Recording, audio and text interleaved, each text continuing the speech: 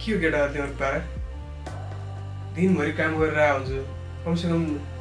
खाना नपकायो भने भाँडा त माझ्दिनु पर्छ नि त के भन्छ पकाएको छैन हामीले त अहिले स्कुलमा पकाउनु नि तास खेल्दैछौँ आइज खेल्ने भयो त नि यस्तो पाराले त हुँदैन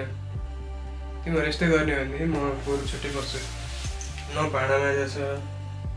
न सफा गरेछ के हो यो सुँगुर बस्ने खोरो कि मान्छे बस्ने खोरो केही ठेगान छैन तास खेलेर बस्यो काम खोज्न जानु छैन भन्ने काम गर्नु छैन त्यसै त हुँदैन यार म सक्दिनँ भाडा तिर्नुपर्ने मै सामान किन्नुपर्ने मै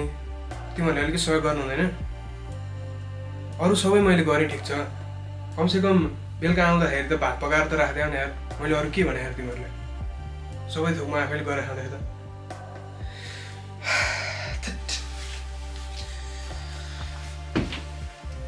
ए ल भइगयो त आजलाई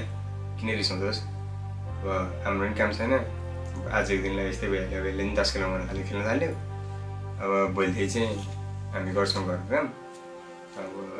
के अरे रुम भाडा साडा रासन सासन चाहिँ किन अनि हाम्रो नि अब जब सब भइसकेपछि मिलेर गरौँ न नि हुँदैन हुन्छ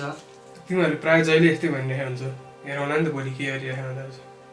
तिमीहरू अब पनि मलाई हल्का हेल्प गर्दैन भने म सक्दिनँ दिनभरि काम गरेर आयो बेलुकाखेरि बसेर जहिले यस्तै हुन्छ यार तिमीहरू